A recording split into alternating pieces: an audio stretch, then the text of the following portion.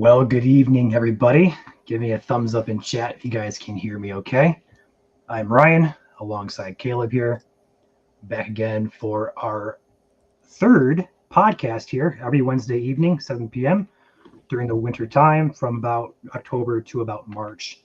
We do these podcasts. We talk about our experiences chasing, overall weather, just anything really, just kind of relax and just kick back and just talk with you guys and share experiences. And tonight we're going to do a little bit of a reflection or a recap, should I say, on this past year of tornadoes across Michigan.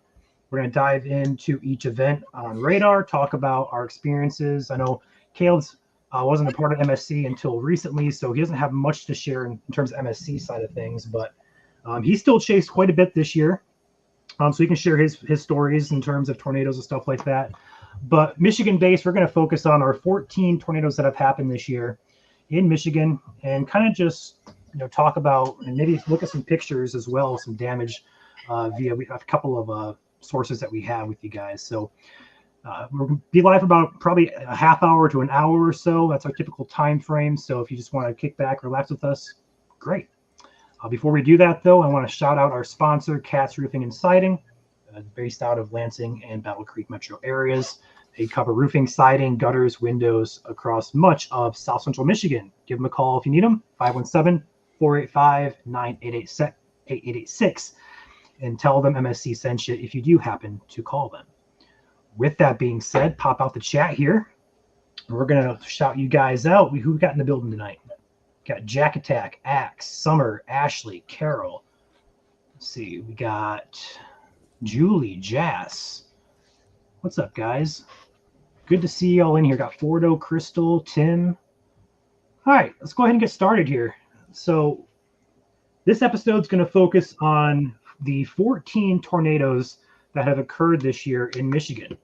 We're going to take it one by one in order from our earliest tornado to our very latest tornado.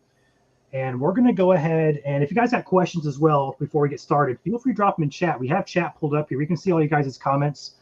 So if you guys got questions about these or in general, feel free to shout those out in chat. We'll get to them as well.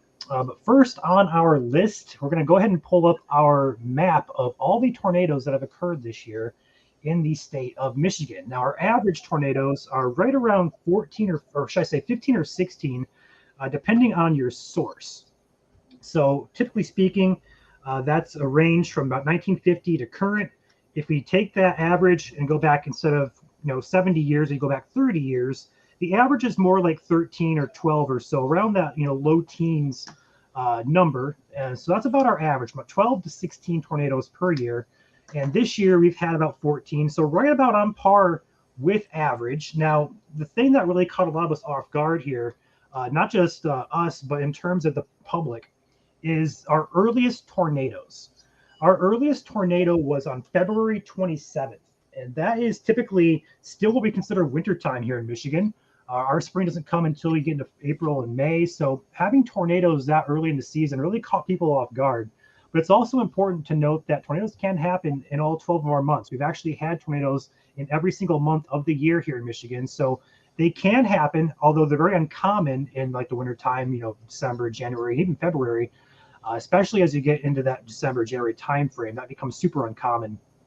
But going in order here, our first tornado of the season was the Marshall EF1 tornado. That is in Calhoun County. I know it's second on the list there, but it's actually the first that occurred. And that's going to be on February 27th. And we also have a couple of things to go over in terms of all of that data. We do have a couple of NWS provided summaries, storm summaries, and some of this actually came from our chasers as well. We had Cody Reynolds on the storm. We had, I think, Chris Tobias, some of our partners. I believe Chandler and Alex were also chasing that night, and they had perhaps a wall cloud there in Southwest Michigan. But overall, we have some pictures here from some people. That was the Marshall tornado, or supposedly the Marshall tornado, as it impacted in Calhoun County. That's on the NWS website there. We also have a couple other visuals from Don McCracken. Now, he's not a part of MSC, but he's a very well-known chaser here in Michigan. You can kind of see back in there, there's a lowering there for the wall cloud. That's where the tornado would be. And again, this is all because of lightning lighting up the sky, thanks to these photos. And then also there was hail that night as well. That's a pretty good sized hail chunk there. That's from meteorologist Katie Nicolo. She, I believe, is a meteorologist out of Lansing area. I believe a broadcast meteorologist. But overall, pretty good pictures there provided from the NWS storm survey. Now, the Marshall tornado wasn't just a tornado. So I guess it was a tornado, but it wasn't just a brief spin up and it was done. This is actually quite strong. Now the tornado was rated EF1 with peak winds of 110 miles per hour. Now 110 miles per hour is also 1 mile per hour shy of EF2 status.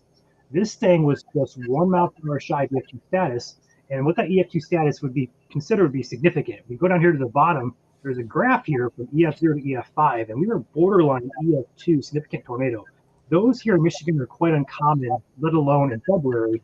So that's just kind of goes to show you the ingredients that came together to kind of get that perhaps considered stronger type of tornado there. Still weak on the scale of EF0 to EF5, but still don't get those EF2 plus tornadoes here in Michigan too often. We had quite a few of them this year. We're going to cover those later on. But overall, we did a survey of this tornado. I don't have it pulled up, but we do have a damage assessment toolkit here that NWS provides. I believe it looks like they added a couple other data points here to this tornado. Now, I'm not sure if all these have pictures, but some of them will have pictures in terms of the damage. But what this basically is for NWS to come in here and they basically just rank damage based on what they call degree of damage cards. So they have like a bunch of lists of degrees of damage that match. They input into the system, and then it gives them a rating based on that. So overall, I don't see too many pictures with this one, unfortunately. Later in the broadcast, I might go back and try and find my survey, because I know I did a survey on this with a couple of our partner chasers. We put a drone in the air. We actually went to a couple houses and talked with some owners and stuff like that. We had a really good survey for this tornado. But overall, it did a lot of damage to the woods. A couple of the houses, there was one house that took a pretty good heavy damage, and other bigger damages were like destroyed barns and garages and stuff like that, completely ripped apart. But overall, no injuries or no fatalities in that tornado to start our year. Now, if you guys remember that night here on radar, now I'm going to say this is not a live radar picture, but we're going to pull up the radar from that evening to kind of show you guys how that evening evolved. So this is your typical radar. This is radar scope for the computer. On the left is your typical rain radar. On the right is your wind velocity. Now, if you guys recall, if you guys were following us back in February, we were live as soon as the storm hit land. As soon as it hit land in Berrien County, we were live because it was warned for, I believe it's a tornado warning, and it stayed warned all the way up until Battle Creek, Calhoun County areas. So this storm would be right here. And the cool thing is I have a drawing tool on radar scope. That's what we're looking at here. And the area of rotation here, this is actually where Chandler and Alex were chasing the storm as well, if I recall correctly. And they had a nice wall cloud there just near the Decatur area. And that's what the storm looked like at the time. But as that continued to move to the east, it did pick up intensity there by Lawton. We see the reds and the greens picking up intensity there. And as that moved into Kalamazoo County, it stayed rotating quite hard there. We see those bright greens and the red, indicative of some pretty good rotation heading into the Portage area. And little did Portage know, they get smacked a few months later by a tornado. So Portage this year has had quite a fair share of rotating storms go over top of them, unfortunately. So a lot of our viewers and a lot of our following came from Portage tornadoes. So I know a lot of you guys, perhaps some of you guys here in chat, remember this night. Also just overall this year in Portage, you guys have been hit pretty hard. But as this storm crossed over into Calhoun County, rotation really started to increase. We could definitely see the shape of the storm on the left side of your screen here start to get that nice classic hook shape where you have inflow into the storm here and the wind's kind of wrapping around there. Classic supercell structure. And then finally, as it entered the Calhoun County into Marshall area, right about here is where it started to produce a tornado. Actually, sorry, right about here or so is when it really started to tighten up. We can see that donut hole here on the left side of your screen coinciding with the couple on the left side or the right side of your screen. And finally, as it crossed 69 there, it did touch down right about there. And it did produce some pretty good damage to a couple of homesteads, some barns. And as it moved to the east, it eventually weakened And that is all the storm did. Now, the storm did continue eastward into Jackson County, but overall it didn't do anything else besides produce some gusty winds in various locations. So that is your Marshall tornado. Does anybody have any questions about that one before we move on to the second one?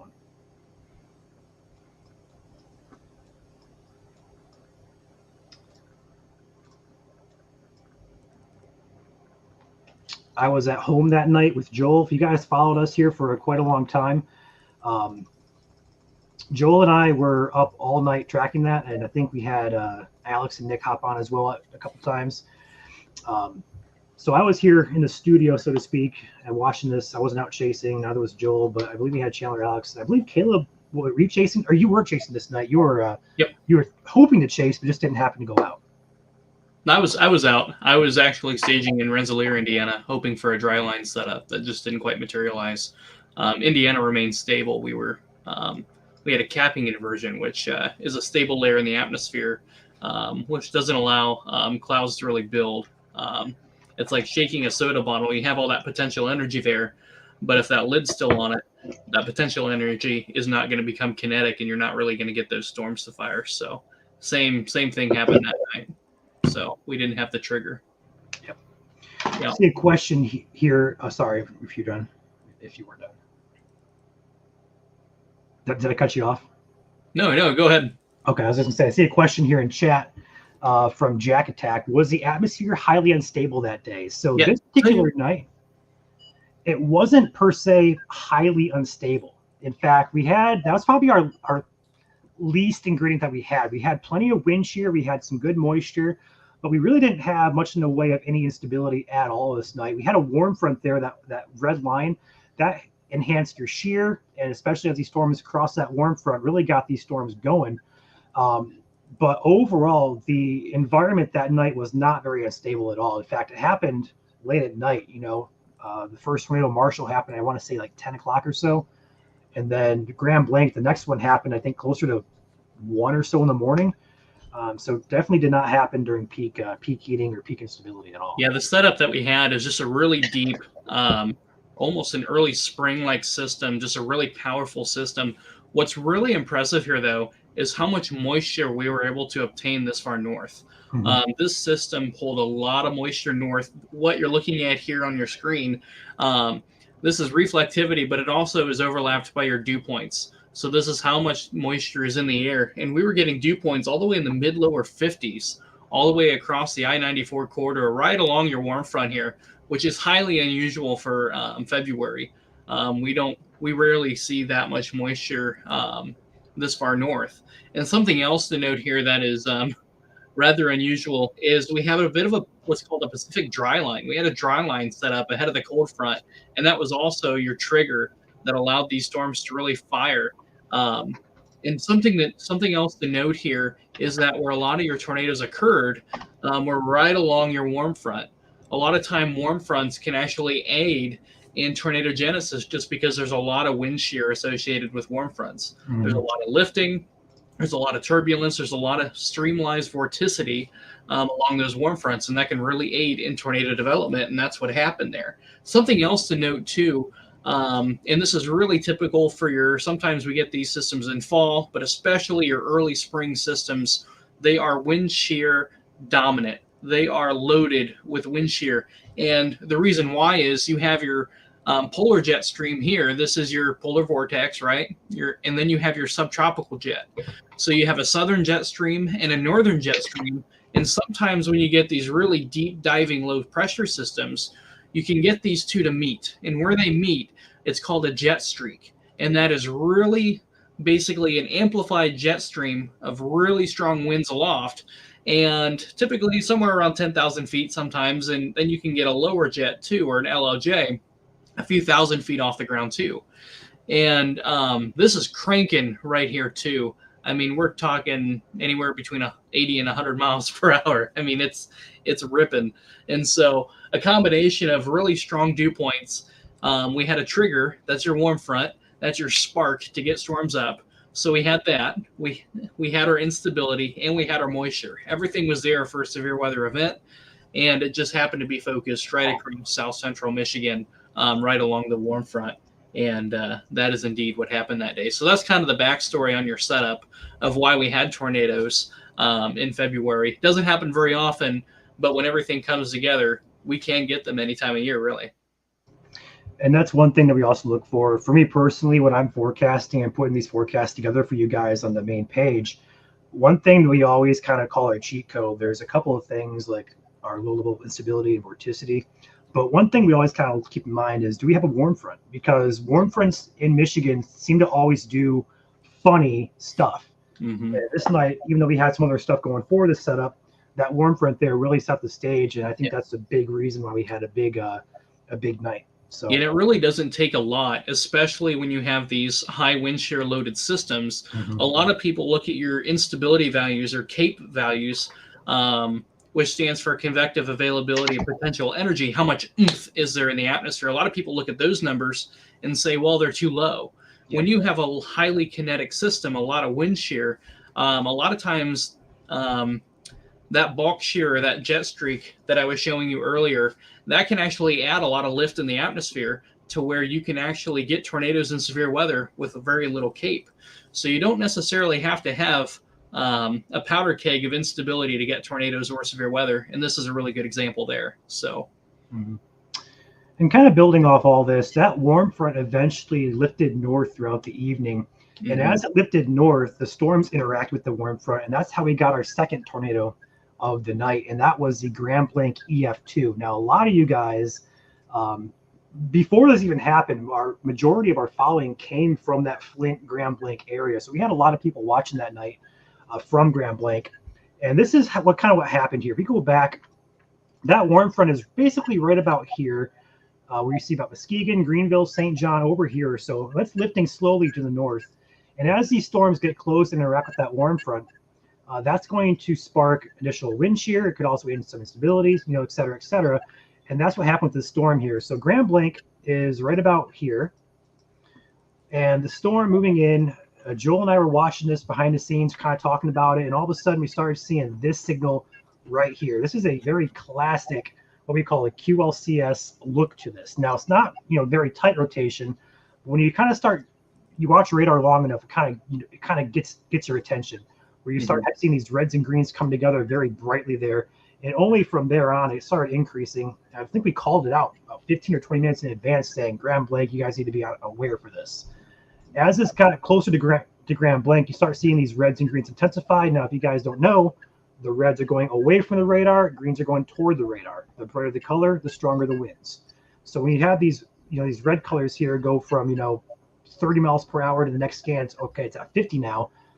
We're starting to see some rotation start to tighten up there, and we got really concerned for Blanc. And by this time, there's your tornado that touched down just on the other side of 475 here and headed right into the Blanc area. Now, at this point, it did take out a warehouse. I don't recall the exact warehouse it did take out, but it was a pretty sizable, like a Lowe's type of warehouse. I don't exactly recall what was there, but that's what it hit initially. And then it moved into Blanc downtown and finally lifted at the other side of Blanc there. But what made this one super scary for us is the debris ball. The debris ball on radar, I'm trying to load up. There we go. I loaded this up here. This is your debris tracker. If I can get this to load in. Yeah, this is what happened here. It went from basically nothing, and then all of a sudden it went boom, it exploded. When we see a debris ball, which is right here on the left side of your screen, this is all that debris getting chucked in the air. When you see a big debris ball like that, it's really deep, blue, gray, or even maxed out where you can't even see, a color. You just see the map beneath it. That's when we know we have a very strong, likely a strong tornado that's lofting debris. That deeper the color, the deeper the blue color or the deeper the gray color, that's your debris getting lofted higher and higher. And the higher it goes, the more powerful the tornado is. And that's what really kind of made this one scary. But luckily, that debris was caused mainly by that warehouse when it first touched down, it destroyed. And that's what gave us that big, huge debris ball. Now, it was rated EF2, but that debris ball carried on as well for a while. Notice how your your velocity on the right side here, it's weakened out significantly when it was, quite strong back here. And then now it's kind of weakened out. So that debris ball hung around for quite a while. That's what we call debris fallout. And that's been the debris is still being scattered in the atmosphere. but it's just not, the tornado's lifted, but the debris is still circulating around, and it takes a while for it to fall out. So we're going to see that debris ball for a while, even though the tornado lifted.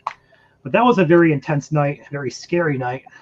We go back to our data assessment toolkit page. We can actually take a peek at some of the damage pictures. I'm hoping that they're big enough to share. Again, this is courtesy of NWS survey team out of Detroit. They have a couple of pictures here. There we go. A couple pictures of damage from the houses. Looks like some roof deck lift off there. Let's go ahead and start at the beginning. Do you have a picture here? No picture there. Sort of this one here. We have a picture here about some pine trees. Look like it's uprooted there. Let's go to the bigger one here. This is, I believe, the warehouse. Yeah, here we go. This is the warehouse that was hit. I don't exactly know what was stored there, but this is what really got the debris ball to get really big, because a lot of this stuff just got. So luckily, it wasn't houses, and there were no injuries and no fatalities in this tornado. Still don't want to see anything get destroyed, obviously. But that's the reason that debris ball got really big on radars when it hit this building. Continuing on into Grand Blanc itself, I'm not sure if they have any more pictures. I'm assuming they do. I can click on this. There we go. Looks like just some tree damage in the vicinity of that tornado, and from there just got weaker and weaker. So overall, not a very very impactful for Grand Blanc for sure. But it could have been a lot worse, especially if that tornado would have stayed on the ground and stayed at its intensity. But they did find EF2 damage at that warehouse, and otherwise it was EF1 or EF0 to houses. So that's the great news. It didn't really do much in the way of anything impactful, or, so to speak, to houses. So that was our second tornado of the year, Grand Blanc, and that happened just after midnight on the 28th of February. And that is our first severe weather day in Michigan, and it came pretty early. Not too often we get those. The next severe, or the next, should I say, tornadic event happened to be May 7th. We went about 2 whole months there, just over 2 whole months of about 2.5 months or so of no tornadoes in Michigan. And it happened that we had 4 in one day, and that all happened on May 7th. We had the Portage tornado, we had the Dowagiac tornado, the Colon-Sherwood tornado, and the Union City tornado. So going back to the whole entire setup for May 7th, do you have anything pulled up, Caleb? I do not currently. I might be able to get some. Yeah, see if you can pull up some analysis from that, from the whole. I may be able to get it from here too. Hold on. Yeah, I can get it from here. Never mind. I got it from right here. You got it? Okay. Yeah, I got it. It's on the summary page. But essentially, May 7th was a similar picture, kind of similar setup to February 27th in a sense. We had a warm front right across South Michigan. Now, those warm fronts are what really, like I said before, when we have a warm front, that really catches our eye because those are what usually produce tornadoes. Not all warm fronts, but when we have these ingredients like the instability, the moisture, the wind shear, with the warm front, that really kind of sparks our interest. So going back to the whole entire setup here, it might be hard to really get a handle on what you're looking at here. This is your analysis map. Basically, all we're looking at here is a big low pressure system out to our west, and then as a result, a warm front is draped across here, across Michigan, and then also you have all this moisture getting drawn up for the Gulf of Mexico. And surface dew points were probably close to 70 that day, if I recall correctly. Yeah, they were right around 70, 73. Right. But on top of that, though, we also had plenty of wind shear. That's where your warm front is. This is your wind shear map, and where it kind of cuts off there from about Muskegon all the way down through the I-96 corridor, Grand Rapids, over to Lansing to Detroit. That's where the highest bulk shear was. So very, very volatile environment there for wind shear across South Michigan. And we look at the instability. You can also see here in Southwest Michigan, that instability, that's why these tornadoes didn't carry over to Eastern Michigan, because the warm front kind of slanted on the southeast angle, and it kind of cut off instability to Southeast Michigan. So the majority of severe storms stayed in Southwest Michigan. So that's your instability map. And we had plenty of it, about 3,000 joules there across Southwest Michigan. So we had our instability, we had our moisture, we had our wind shear. Everything was there. We had our warm front for the trigger. Everything was there for severe weather. Going back on the radar for the entirety of May 7th, go ahead and pull it up here. Now, again, for those of you just tuning in, this is not live. We're going over a recap of this year's tornadoes, we happen to have 4 of them on May 7th here this day. Let me go ahead and do an archive. Now, the great thing, if you guys are contemplating getting Radar Scope or Radar Omega, you can go back in time and look at previous radar. It's pretty cool. So we know that the Portage tornado happened right around 6 o'clock on May 7th. So just go set the time here to about 6:10 or so, 6:15 to be sure. We'll let that load in here. Click select, and that should load in. We'll let that change over to our radar. Boom, there we go. And we'll change that back over here to Northern Indiana's radar. We'll let that load back in. All right, so if we were to go ahead and just kind of reiterate or recap what happened here. So this cell right down here in Berrien County went tornado warned. That's how our coverage started. Joel and I were both mobile. Joel was stationed in Marshall. I was stationed in Three Rivers. And we also had Nick was at work. I believe Caleb was chasing. Were you chasing that day? I was out. Yeah, I was just south of Fort Wayne, Indiana. Okay. And then Chandler was at work. Alex was at work. Nick was at work. So we kind of had a coverage, kind of like a split coverage stream here. But anyway, this cell ended up going on to produce our first tornado near Dowagiac. Now, this one was interesting. We had so many chasers on this cell. We had Alex who got off work. We had Drew. And I think we had a few other chasers. I want to say Cody was on this one as well. Or was it Chris? We had a couple guys on it. But anyway, this cell headed straight for Dowagiac. And as we can kind of zoom in here, here's Dowagiac. And we can see, once again, these greens and reds start coming together. Nice little hook over here on the left side of your screen. A very classic supercell. We knew the environment that day was very, very volatile for tornadoes. This is probably our best day overall for a tornado to form, because we had everything there. Like we were concerned. But as this started to move toward Dowagiac, we had, I believe, Alex and Drew somewhere over here, I want to say, looking at this storm as it touched down just to the north of Dowagiac. And we actually had Drew and Alex both have the tornado on stream. Now, it was very hard to see because it wasn't fully condensed. So you can only see like the wall cloud and a little bit of a funnel underneath it. But it was actually on the ground there the whole entire time it was on our stream. And as that touched down right about here, we start seeing a debris ball. It's very hard to see. See if I can pull it up here. It was actually a little bit harder to make out on radar. Let's see if I can't get this pulled up and make it out. Yeah, there you go. You can actually see it right about there. This, maybe not. There it is. They're not synced. This is right there. That's your debris ball. And you can see it aligns quite well with your reflectivity velocity, or your velocity on the right side of your screen there. So that's your debris ball. It wasn't very clear cut. It's kind of hard to pick out there if you didn't know what you're looking for. But that moved in toward Decatur, and it finally lifted just south of Decatur. That storm continued on into Portage, what we call cycled. We call these storms cycling. They go through the weakening phase, and they come back.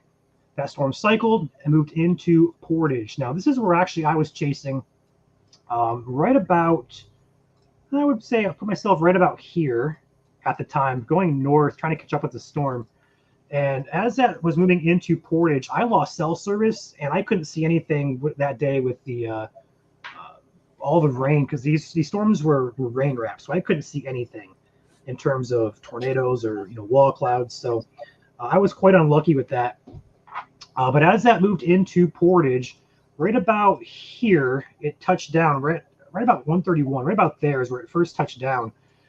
You see the debris ball on the left side of your screen there. There's your debris ball overlapping on the right side of your screen with the velocity. That moved right dead center into Portage, and that debris ball got really deep. That's when we started really getting concerned there, because Portage is very populated. A lot of people live there. And it was just, I know many meteorologists who were broadcasting at the time got that sick feeling. They want to start crying on air, like this is their hometown, like this is where it's at for these guys. I felt really bad, after the fact, watching everything that kind of transpired. I don't think we really knew the severity of it until we started getting reports of damage to houses and people trapped, and The warehouse, the FedEx warehouse, got hit pretty hard there. But overall, that was the second tornado of the day, and that moved right into Portage. And luckily, didn't go into downtown Kalamazoo, but did enter on the other side and finally weakened out where the tornado lifted and did not cause any more damage. Now, two other tornadoes occurred that day. The most famous one would be our first ever Michigan tornado emergency. That happened on the Colon-Sherwood tornado. This storm, right, put my radar back on here. Now, we're not going to go over our debris product on this one just because it's very cluttered. I don't want to spend time trying to pick it out. But this one was a very, very unique and potent storm here. Very classic supercell look as the storm headed into the Colon-Sherwood area, especially Nottawa too. Basically the entire Nottawa Colon-Sherwood track. But you can see the very classic supercell structure, and I have a nice little hail core in the center there. We have a nice little hook form in the back end there. We can see the velocity at this point is not very strong. But as it moved closer and closer to Nottawa, it started to increase. And right, I believe as soon as it exited Colon into Sherwood, they put the emergency on it. But this is not a radar image you want to see in Michigan. The nice little debris ball here. I'm not going to say debris ball, but when you see that little hook on the backside of that radar with a little ball, it's never a good thing. As that moved up into Colon, that did finally weaken out, but still a very impressive structure there. Nice hail size. That is some very intense hail there, getting black on our radar. And that tornado continued right here where this ball's at. That's where the tornado is, up into the Sherwood area. And finally, it lifted right about, I want to say right about there or so. But as it lifted, a satellite tornado happened. Now, satellites can happen usually on the south side of these mesocyclones. So your main parent circulation is this ball right here. Now, as that tornado weakened, another one did touch down just to the south of Union City. And that's where a second tornado happened. So you have the main track, the EF2 tornado from Nottawa, Colon, up to Sherwood.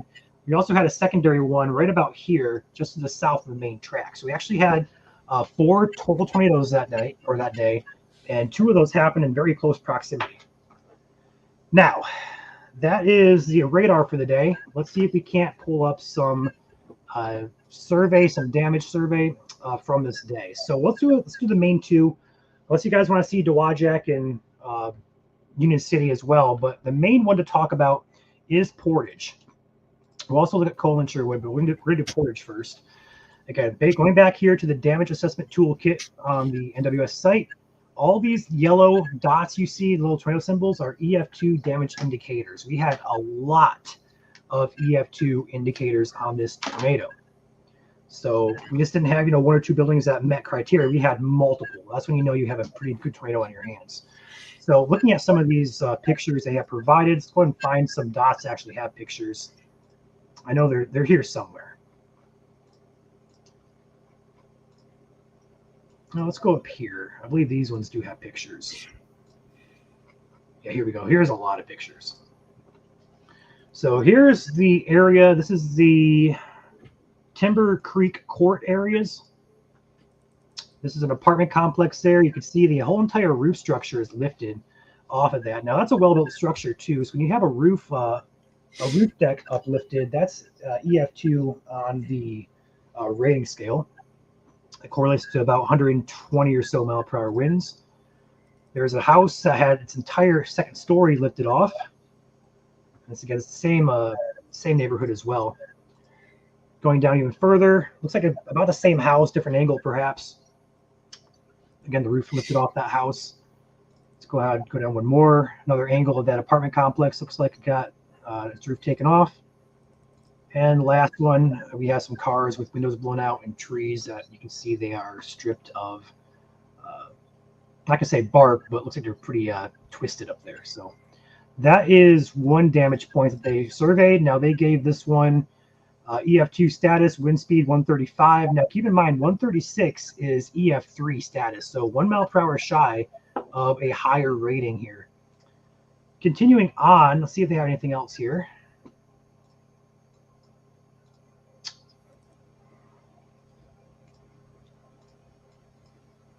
Let's go ahead and go over here to the FedEx building. I know they have some. They don't have anything for this. Goodness gracious! I thought they had a lot more. Maybe they edited this or something. I don't know. Let's go ahead and go up here to the FedEx building. I know it's somewhere up here. Right there. They don't have anything. They must have did something to this because they had a bunch of pictures in here before. Now they don't. So that is my apologies, guys. I thought they had a lot more pictures to show than this, but apparently they don't. So apologies. But that was the overview of the Portage tornado. I gotta say, you really took a lot of these pictures off. Here's a couple. It looks like that's the trailer park there, one of the trailer parks. Looks like a house got rolled there. And then next one would be probably a different angle, or same park, different angle of that house that got rolled there. So worst of the damage was confined to the neighborhoods of Portage and also that FedEx building. If you guys remember, there was a FedEx building that got completely, its roof just taken off, and that's where people were trapped for quite a while. So that was the most memorable tornado of 2024 for us. I know there was multiple injuries with this one. No fatalities that I'm aware of. So that's the best news. We only had one fatal tornado in Michigan. That was the Livonia tornado, which we're going to cover here in a second. But overall, going down here to the Colon-Sherwood tornado, there's a couple damage points that I'm hoping the pictures are still here. Gotta find them first. They're right here. This is the worst of the damage, and personally, in my personal opinion, I'm not saying this as MSC or anything, but just my personal opinion, this could have been a higher rating on the Colon-Sherwood tornado based off of these damage points alone. Now, this was the hardest hit area. That's a trailer that's completely flipped over on the left side of your screen there. The house is missing its roof. The windows are blown out. On the right side is another house over here that completely got demolished as well. That's one of the damage points. This one especially, if I recall, is the one that, this is just complete and utter destruction of this particular property. All the trees are snapped. Some of them are debarked. There's just nothing standing here. It's just all debris. That's one of the pictures. There's actually a picture here of the house. There's a trailer that got completely demolished there. And I'm hoping the last picture here is of that house. Yeah, this is a house completely swept away off its foundation. And that's a basement of somebody's house. Now, granted, the pool back in the back corner there, that's intact, which is quite surprising. Full of water, too. But the house is it's gone. There's just nothing left of this. And it was a weaker house, yes, but still, if anything would be deserving of a higher rating, it'd probably be this house right here, this damage point right here. And that's a good time to go into, how the National Weather Service do conduct their damage surveys. So when they're out there, they have what's called a degree of damage chart, or a DoD chart. And that is a pre-made chart of correlations between damages and correlated wind speeds to that damage. A bunch of structural engineers in the National Weather Service work together to create this chart. And that when they go out and rate tornadoes, they go out with a lot of civic engineers, and they look at the houses. They look at how well they're constructed. They look at those. They look at the damage, and they look at the foundation. They look at the framing. How were the studs? Were they toe-nailed in? Were they was just the baseboard reinforced with nails sticking up into the studs straight up, or were they toe-nailed? Those factors and those micro details in the engineering of those structures really play a key role in how strong the National Weather Service will rate a tornado. Will they give it a lower end rating based on, let's say the nail was going straight into the center of the stud of the wall versus toe-nailed in, or versus reinforced with plates? Again, those are details that the National Weather Service will look at. And back to that photo, Ryan, if you go to the house with a basement, when you look at that, something else to look at here, you can, zoom in there. So as you can see there, looks like part of the baseboard is still there. But something that's interesting is there's no studs left on this structure at all, if you can zoom out, Ryan. But that would also lead me to, I wasn't there in person, but that would also lead me to the conclusion that this was a weaker built structure, probably not heavily reinforced. As you can see, easily blown away. But as you look there on the left, it looks like maybe part of a picket fence is still there. The pool is still there. The deck is still there. Those are also details that the National Weather Service will look at when they're doing their damage survey. For example, if this was an EF3 plus tornado, the chances of the pool deck being there is very slim to none. Yeah. So these are all things that the National Weather Service will take into consideration when rating tornadoes. And it's also the number one reason for backlash from the public, oh, well, it was just foundation. That was totally EF5, Mm-hmm. Well, not necessarily. You have to take into those. I can't stress this enough that the National Weather Service is generally very good and very thorough when they do their damage surveys. Are there things they miss? Sure. But they do reevaluate those if need be. And they're very good at working with local EMAs and civic engineers and local engineers in the community. And they do look at that because engineering has a rating. When you build a house and you have the original plans, it's rated for a certain wind speed, whether it's rated for 140 mile an hour winds, 130 mile an hour winds. That's all in their engineering plans of the blueprints of that structure. So they look at that very closely when they go before they give it a rating. So a lot of times you'll see a preliminary rating when they first rate a tornado. And this keyword is preliminary, as they're still going through the details of the engineering behind those structures before they give it an official rating. So that's just a little bit of behind the scenes on how these tornadoes get rated. Looking here, one might easily say, oh, well, that's EF4 plus. I mean, there's nothing left. Well, not necessarily until you dive into the detail of the engineering behind the structure and you really look at how it was put together. That really tells the story there. So, and to give you guys a visual explanation of what I can't talk, NWS uses, this is what they call a DoD card. Now, they have 28 of these, I believe. Yeah, 28. Mm-hmm. And each one is for like a farm building, a residence, single wide, double wide, apartment, condo, stuff like that. Yeah, and they actually have a digital version of this now, Ryan. I don't know if you know this. The National Weather Service actually has an app that they can use with a slide bar to help them determine the DoD correlations too. It's actually pretty cool. I did not know that. It's something 123. I can't remember the full name, but it's something 123. It's actually pretty cool. I'll have to talk with our connections that we have because they'll know. Yeah, what's cool is on that app that they use, it actually has GPS location. They have to have cell service for it to work, but it'll actually automatically pinpoint their location, and they can upload pictures directly to the app. It's actually pretty cool. Gotcha. I just want to kind of feed off that and say this is the card for a residence or a regular home. You can see the winds on the right side here, expected. And LB and UB is lower bound and upper bound. That's what you kind of use for well-built structures, upper bound, or weaker structures on the lower bound. Yep. So that's your wind speeds there. So each DoD, this is card 2. So if you're rating this, I'd put, if it's a house or a structure, I put 2 dot, and then your degree of damage is your second number. So if the entire house is off foundation, that's 121 miles per hour. So I do like 2.5. Make sense? Hopefully that kind of gives you guys a visual here of what they go through when they survey these buildings. So just wanted to kind of educate and show you guys what they use behind the scenes here. So that is your damage card.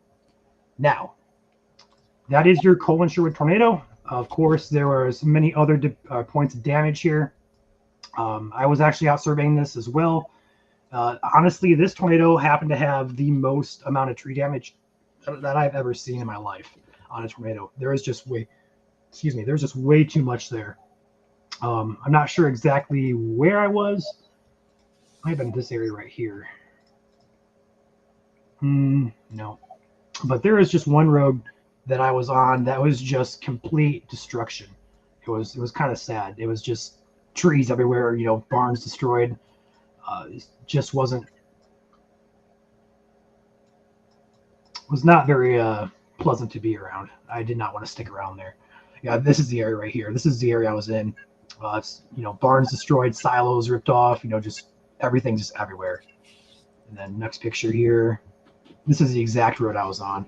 And there was a silo right on the side of the road there that I couldn't figure out where it came from. It was just there. So, and the last picture here. Yeah, just more of the damage there. And that's another picture of the silo. And you can just see there's just destruction everywhere. Just not what you want to see. But that was Colon-Sherwood. And honestly, we're about 46 minutes into this, so I'm not sure if we're going to get through all 14 tornadoes. We're at 6 now. The next one we can cover very quickly, that would be the May 17th. We had a landspout tornado that happened in Cass City. And I don't think we have any path or any radar to go over with this one. It was just a very brief landspout that touched down, did no damage. It was confirmed via social media. We had multiple spotters reporting it to them. They went ahead and confirmed it, and that was our official 7th tornado of the year, and that was considered a landspout. And yes, they do count landspouts for tornadoes. So luckily, no damage there that we know of, at least, as well as no injuries, no fatalities. That was. And do they rate that in EFU, Ryan? Yes, I have it as EFU in the system. Yeah. Yeah, for those of you that don't know, EF0 is actually it starts at EF0, but you can only rate a tornado if it hits something. So you can have a wedge tornado in the middle of a field that looks like it's going to be a violent tornado, but if it doesn't hit anything, it'll be given the rating in EFU.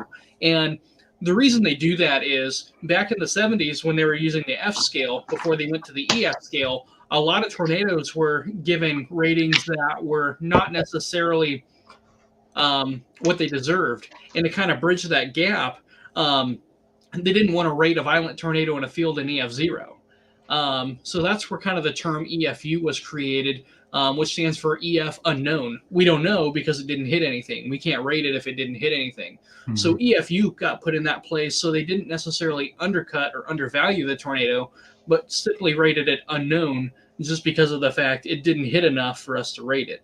That's kind of where that was put into place. So that's a good point too. We had a lot of times across the USA that we've had that these big tornadoes that just don't hit anything. You just never know.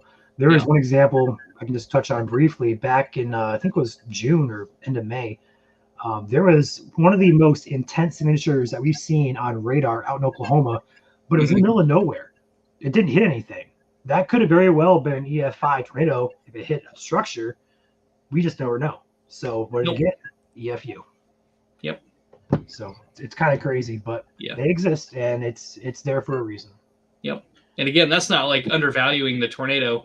They just physically can't rate it because it didn't hit any structures to base it off of. So that was something reintroduced during the EF scale revision, I believe, in 2007. So. All right. Next tornado we have was our only fatality that we know of in Michigan. That was the Livonia EF1 tornado on June 5th. Now, this tornado, if you guys recall, was very controversial. There was no warning on it. It happened very quickly, and it happened underneath the radar. We actually had the video. We didn't have to, but we made a video because we had so many questions and so many upset people coming in asking us, why aren't you guys calling this out? Why didn't the NWS put a warning on it? And there's reasons for that. So we addressed that all in the video. So we're just going to touch on it very briefly here. But basically, our radar capabilities of that time, at that time, the storm was so low top that the radar beam at that location wasn't picking up the rotation on the ground. So we saw a brief area of perhaps some gusty winds that we typically call gusty winds, but it actually was a tornado. And that was one of the most frustrating days that I personally had running radar and calling these stream out, because I was chasing that day, but I was up until Livonia, and then just after Livonia, I got back, just found out what had happened. It was just like, you can't do anything. There's nothing we could have done differently. But we'll get to the survey pictures of that here in a second.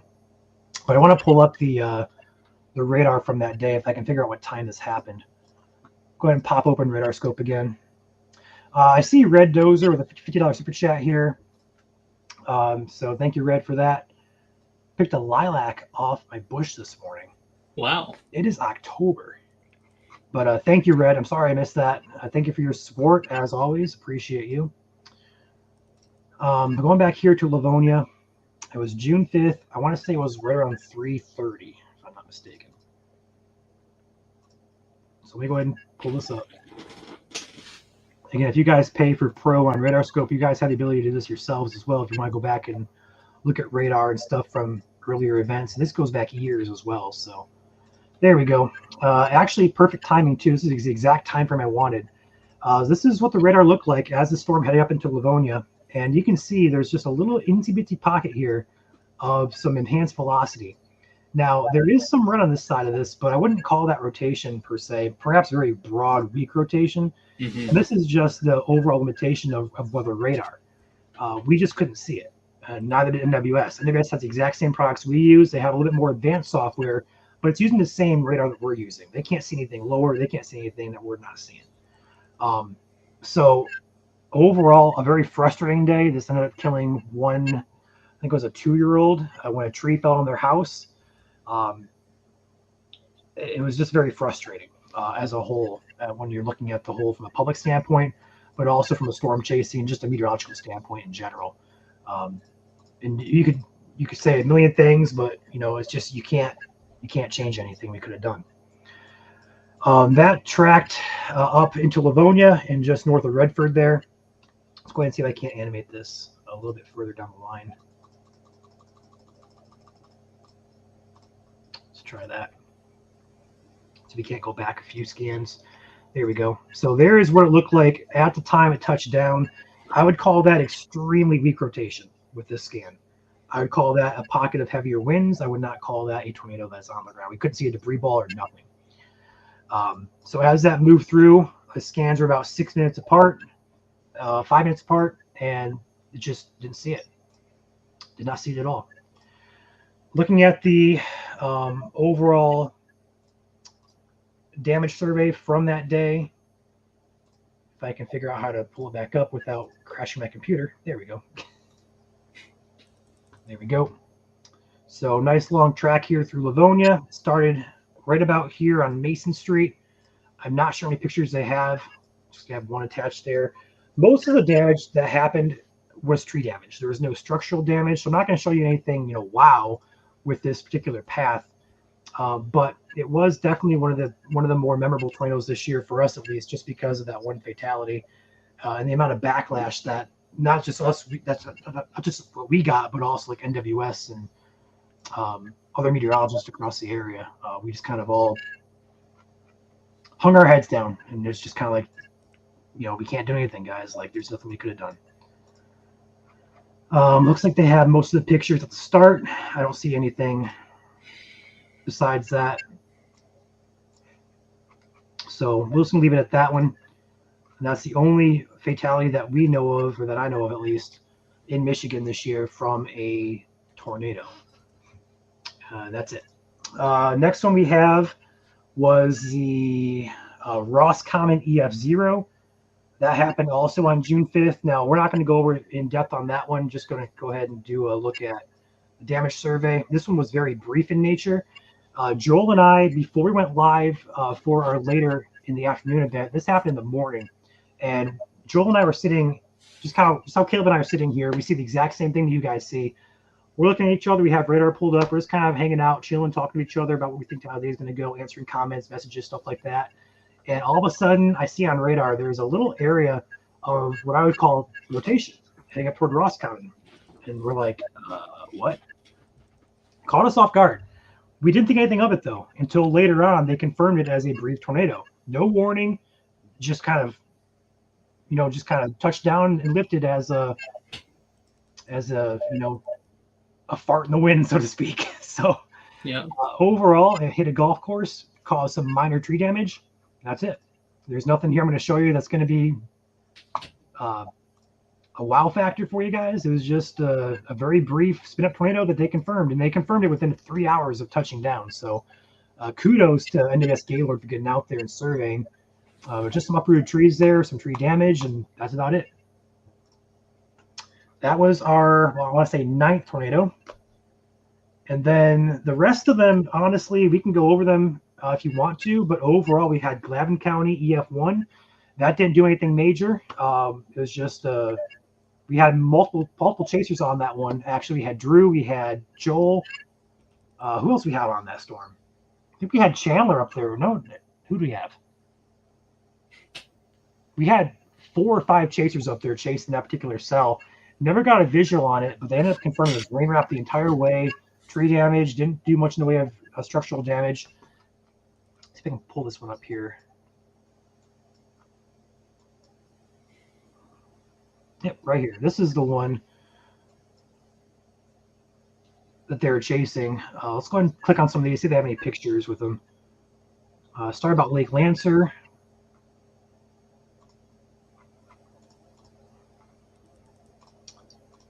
Nothing really here that I'm seeing.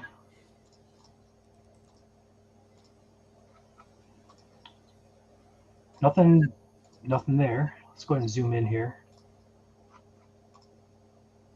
Just a lot of tree damage looks like on this one. And that's pretty typical when you have a low end tornado, EF0, EF1. A lot of times it is just refined to shingle damage, minor roof damage, a lot of tree damage. A lot of times these tornadoes can be more difficult to identify. You really have to pay attention to the detail and the pattern of the damage. Looking for that rotational damage, your convergence versus divergence, like your straight line winds where everything laid down in a uniform pattern. When you get to your stronger tornadoes, they're easier, to tell, okay, it was a tornado. Now it just comes down to rating it, that's when you really get into the engineering side of things, when you get to your stronger tornadoes versus your weaker tornadoes. So, yep. And we are here running pretty close to an hour here, but if you guys have any questions, feel free to put them in the chat here. We'll try to answer them here before we wrap up, but feel free to put those down here. We'll be happy to hang out and answer those questions for you. They can be tornado related, and they don't have to be tornado related. Feel free to put that in the chat and let us know. Yep. And going off that, we're going to probably wrap it up here soon. The last couple of tornadoes we can get through pretty quickly. None of them are really notable. We had the next one be Glavin County, which is what we're covering. We had two. We had one in Clare County, one in Huron County on July 5th. Both of those were very weak in nature. Then we had our 1, 2, 3, fourth EF2 tornado this year. That's on St. Joseph County. That happened on August 6th. And then our latest one, September 24th, in Hillsdale County near Camden.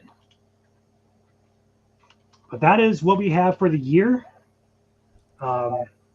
We can look at the St. Joseph County one here really quickly. I don't know if they did a survey on that or not, but I do know they did.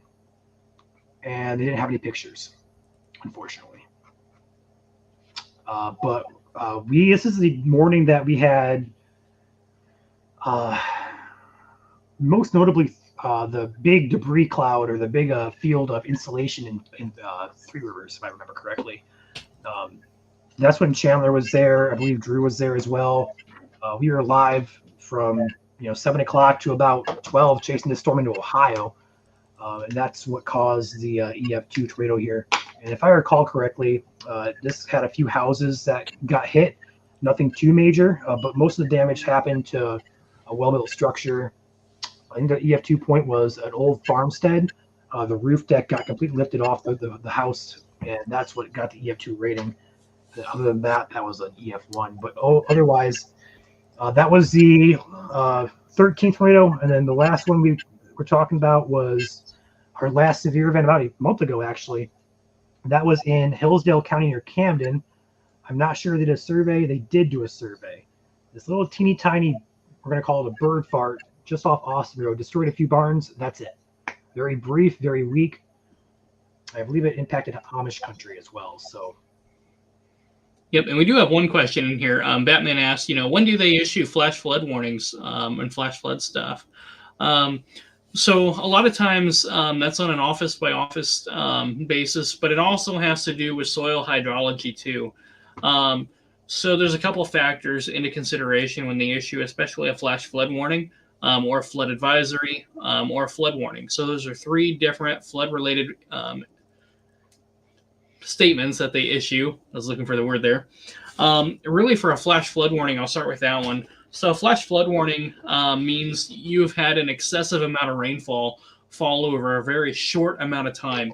A lot of times when that surpasses, so the soil has a water retention limit, so, or called a percolation limit. I know I choked that up there, but really that's a measurement of how fast the soil can absorb the water versus is it going to run on top or run off or pond.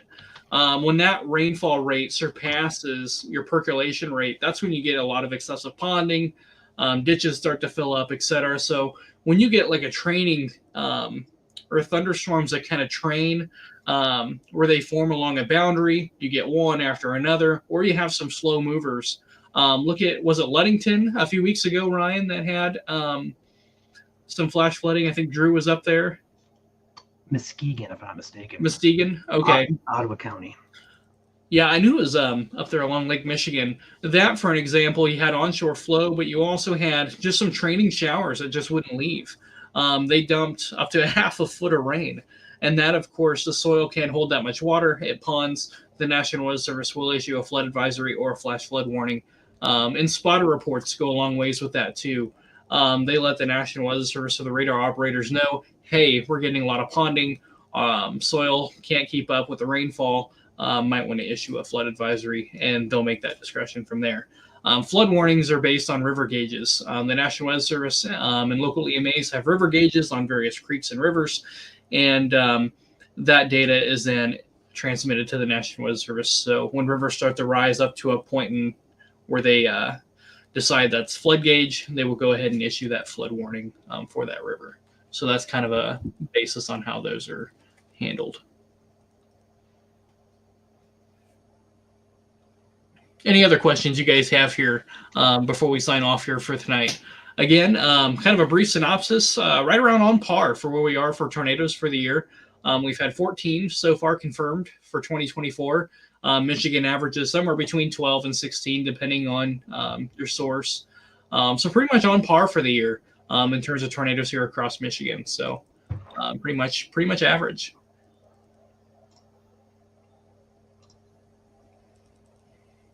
If you guys haven't seen already, we have our winter outlook both on Facebook, and now we did a video to YouTube as well with our thoughts on the upcoming year of winter ahead of us. So if you guys want our synopsis, if you haven't seen it already, feel free to check it out. It is posted on Facebook, and a video is up on YouTube. I'll drop the link in chat. But that's about going to do it. About an hour and 3 minutes so far in. We did a year in review of all the tornadoes. We'll be back again next week. We'll figure out another topic to talk about. But as Caleb said, any questions, feel free to drop them in chat. We're here to talk for a few. We got some time. Otherwise, that's all. That's the topic we had on slate for the day, and push through it.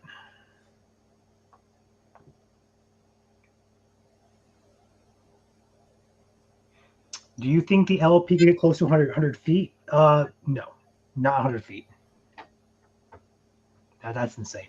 100 inches, maybe, in some spots. 100 feet, no. Yeah, I'd agree. Did you all know the Roscommon tornado this year hit a golf course that was hit by a tornado in EF1 in 2012? I think I knew that back in the summer, but I forgot that. I think somebody talked about that. I feel like I did know that, but that's incorrect. That's crazy. Yeah, Batman, I would say 100 inches, especially on west side of Michigan, about average. That's going to be the expectation. Yeah. On the east side, close to Detroit, Bad Axe, Port Huron, I'm going to probably say average 40 to 50 inches, maybe a little bit less or higher than that. But overall, it should be about an average year for the winter snowfall here. And that may change too. I mean, it really only takes one big storm to really throw those numbers one way or the other too. So we'll see that. We won't know what storms are coming until we get closer to seeing those on the climate models. But yeah, we'll see what we get. Personally, I'm hoping for a lot of snow. That's just me. I'm a snow lover.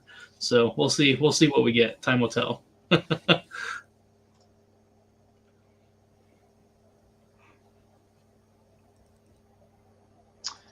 Alrighty, guys. I think we're going to wrap it up here. So I just want to say thank you guys for watching. I know this may have been a little dull for those of you who aren't really interested in tornadoes, but I know a lot of our followers want to recap and want to kind of go over everything that happened this year. We're going to put a video together as well, perhaps a bit more exciting video of our recap 2024 here in the coming months before the end of the year. So keep an eye out for that. Otherwise, thank you guys for watching. If you have not done so already, please be sure to hit the like button on your way out. And we'll see you guys next week here on YouTube for our podcast, 7 p.m. every Wednesday until we hit our active season in about March or so. So With that being said, thanks guys for watching, and we'll see you guys next time.